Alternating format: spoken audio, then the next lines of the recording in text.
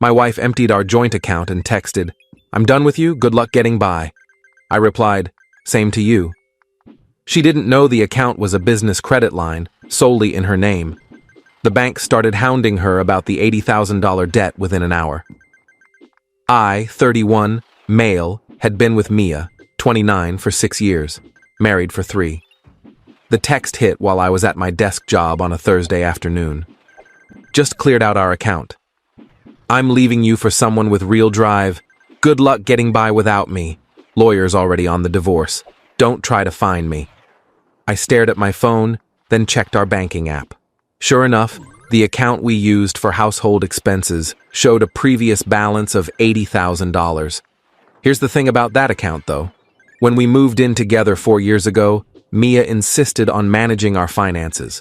She was working at a credit union then, claimed she knew all the hacks for maximizing interest and getting the best accounts.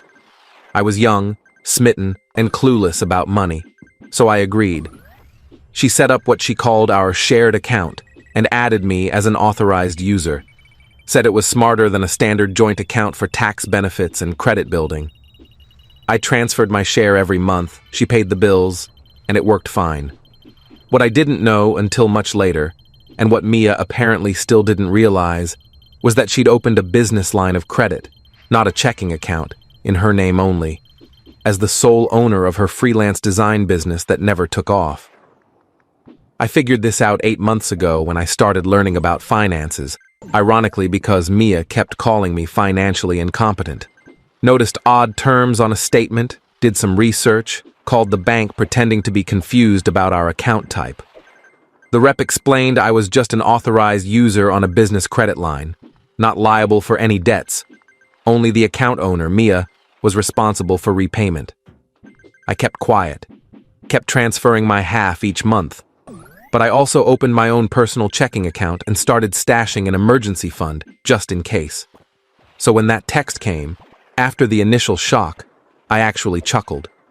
She'd just stolen $80,000 from herself, from a credit line she'd have to repay, with interest. I texted back, "Same to you." Then I waited.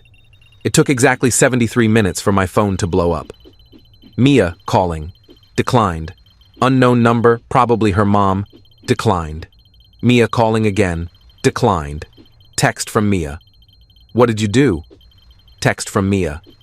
"The bank says I owe them money." Text from her. "This is your debt too."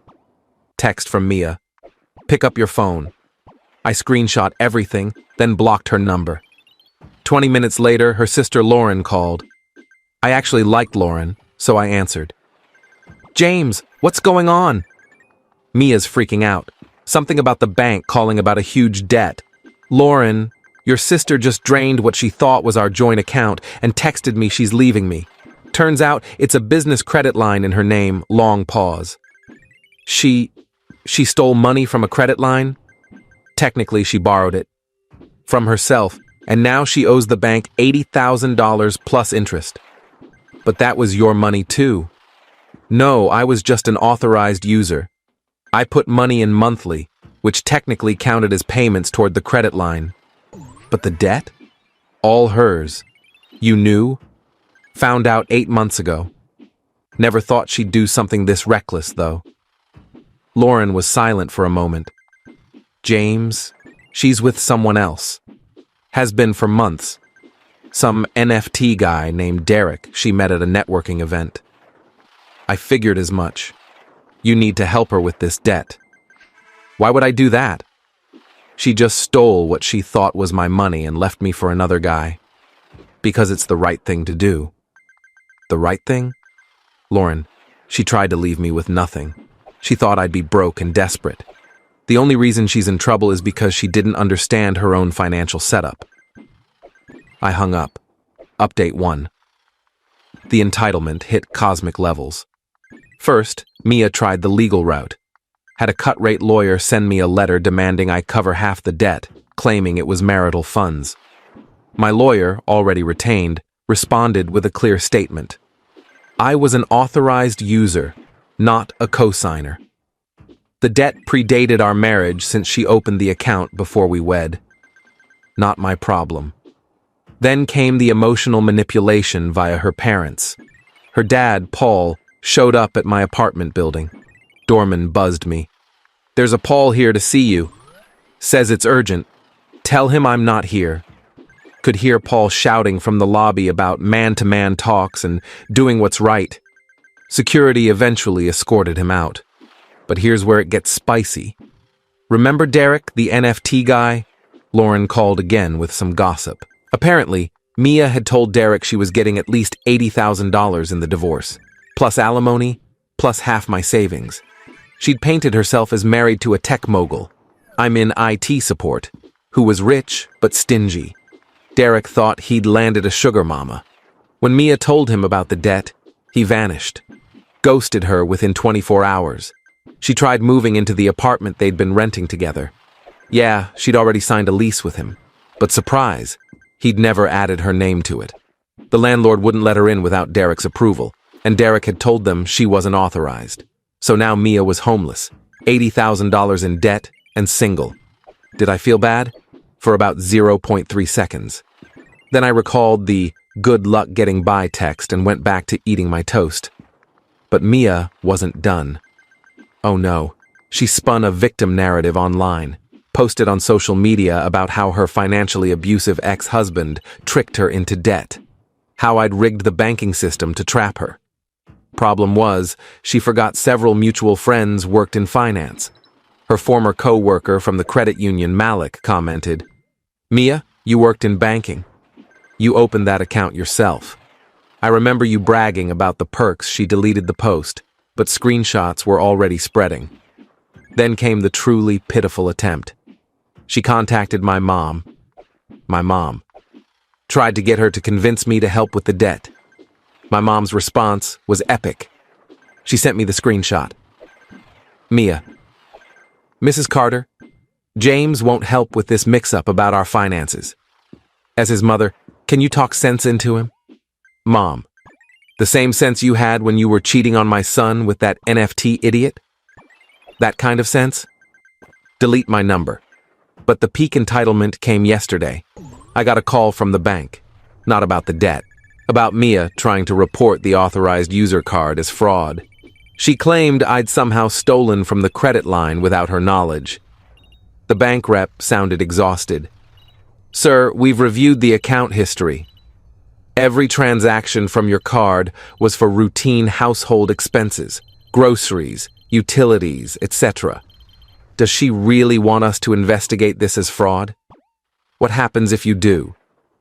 Filing a false fraud report is a federal crime. And since she sent texts admitting to taking the money, she withdrew $80,000 at once. How is that not flagged? Business credit lines have different rules. It was technically her available credit, but now she owes it back with interest. The rate is substantial. How substantial? 24.99% APR. I nearly choked on my tea. At that rate, if she only made minimum payments, she'd be paying forever. Update 2. The spiral sped up faster than I expected. Mia's lawyer dropped her after she couldn't pay the retainer. She tried representing herself at our first divorce hearing, showed up in designer clothes, probably bought with the stolen money, and demanded alimony because she was used to a certain lifestyle. The judge reviewed her financial records, saw the $80,000 withdrawal, saw her texts admitting to taking it, saw she'd been employed full-time until she quit 2 weeks ago. Apparently thought she wouldn't need to work after cleaning me out. Judge, "Ma'am, you withdrew $80,000 from a credit line, quit your job, and now want your ex-husband to support you?" He tricked me. He knew it was a credit line. Did he force you to open the account? No, but did he force you to withdraw the money? No, but he should have told me. You set up the account. You managed it for years. You worked in banking. Ignorance of your own financial instruments isn't your ex-husband's responsibility. Zero alimony. She actually owes me money because she drained accounts with marital funds, including my contributions over the years. But here's where Mia's entitlement went galactic. She started calling my employer, daily, claiming I'd stolen from her, that I was dangerous. that they should know they employed a financial predator. HR called me in for a meeting. I explained, showed them the divorce papers, her texts, everything. They were sympathetic, but said the calls were disruptive. That's when I played my trump card. I'd been recording everything, legal in my state with one-party consent, including a voicemail where Mia said, "I'm going to call your job every day until you pay my debt. I'll say whatever I need to. They'll fire you." Eventually, HR's faces dropped. Legal got involved. They sent Mia a cease and desist letter. She violated it within 48 hours. My company pressed charges for harassment. But wait, there's more. The bank started collection proceedings. Mia missed her first payment because she'd already blown through most of the $80,000. How? According to Lauren, who was now thoroughly done with her sister, first-class tickets to Bali for her and Derek, $12,000. Designer shopping spree, $15,000. Deposit on a luxury condo she couldn't afford, $8,000. Down payment on a new car, $10,000. She couldn't get approved for the loan, though. Cosmetic treatments she'd always wanted, $7,000. The rest went to hotels, restaurants, and investing in Derek's NFT scheme. When the bank started calling about missed payments, she tried to negotiate. Claimed financial hardship. They asked for proof of income. She had none. She'd quit her job, remember? They accelerated the debt. Full $80,000 plus interest due immediately. Mia's solution? She tried to get Paul to co-sign a consolidation loan. He refused. She tried her mom. Also refused. Even Lauren said no. Then she hit rock bottom of audacity. She launched a crowdfunding campaign. Help a domestic abuse survivor recover from financial exploitation. I'm not kidding. The campaign featured photos of her crying, a fabricated story about how I'd conned her into debt with sophisticated financial schemes, and a request for $100,000 to rebuild her life. It raised $37 in 3 days. Someone donated $2 with the comment, LOL. Lauren sent me screenshots of Mia losing it in their family group chat, demanding everyone share the campaign, calling them unsupportive when they refused. Her own aunt replied, "Mia, everyone knows what you did. Stop humiliating yourself." Update 3. The legal consequences started hitting. Remember the harassment charges? Mia got arrested at her parents' house. Paul had to bail her out. The conditions included no contact with me or my employer. She violated them within a week by creating fake email accounts to send anonymous tips to my company about my criminal behavior. IT traced them back to her IP address, back to jail. This time, Paul didn't bail her out right away. Let her sit for 48 hours to reflect on her choices. Meanwhile, the divorce was finalized. She got her personal belongings, her car, which she's making payments on, 40% of the marital assets. It would have been 50%, but the judge factored in the $80,000 she took. I kept the apartment, mine before marriage, my 401k, protected since she withdrew the $80,000, my sanity.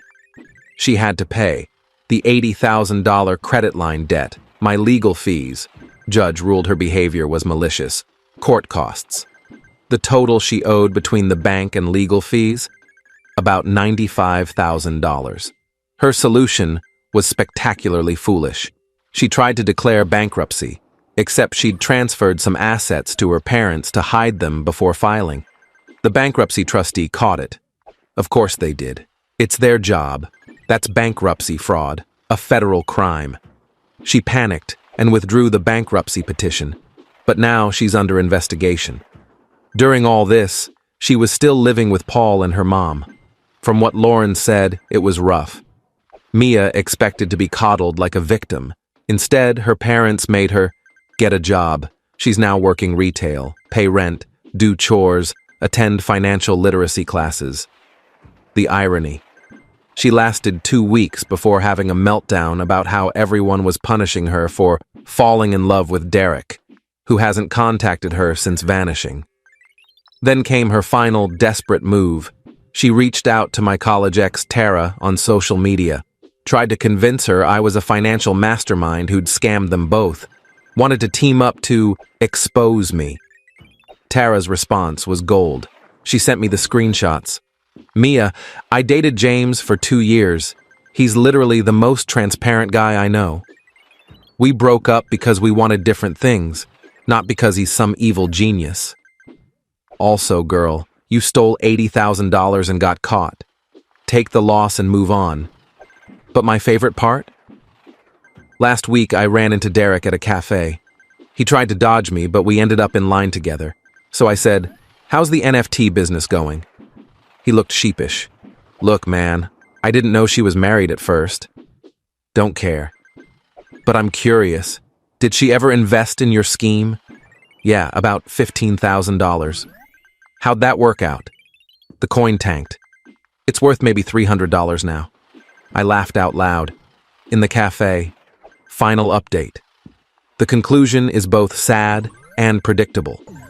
Mia's debt to the bank went to collections. Her credit score is ruined. She'll be dealing with this for at least a decade.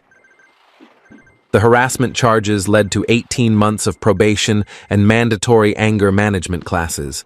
She has a criminal record now. Her retail job lasted 6 weeks. She got fired for yelling at a customer who she claimed judged her with their eyes.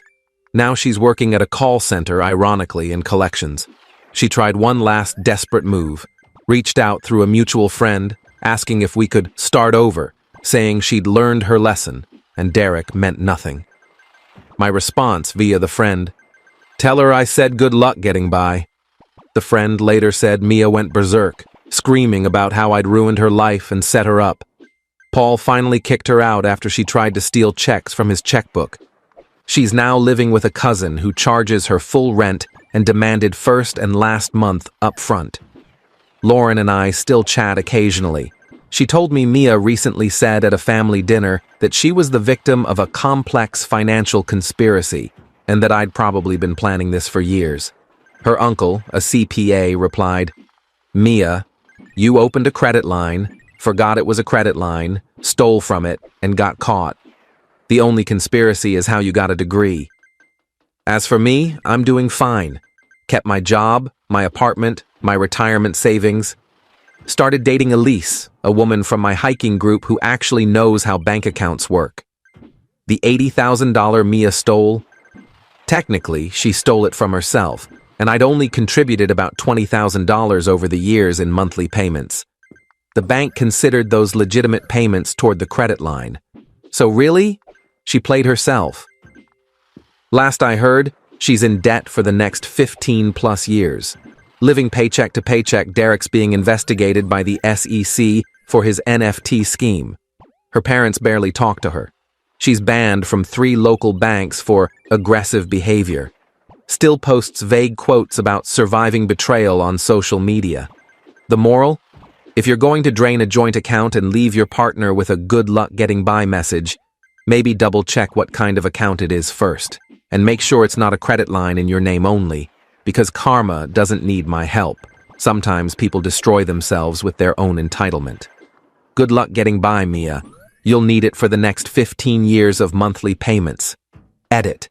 Since people keep asking, yes, this is all legal. No, I had no duty to warn her. She set up the account, she managed it, she worked in banking. Her ignorance of her own financial setup isn't my responsibility, especially after she tried to leave me with nothing. Edit 2. For those saying I should have told her, she literally texted me she was leaving, and to good luck getting by, after stealing what she thought was our money. Why would I help someone who did that? Edit 3. Mia, if you're reading this, and Lauren says you've been obsessively searching my username, that financial literacy class you're taking, pay attention. It might help with the next 180 monthly payments you've got left.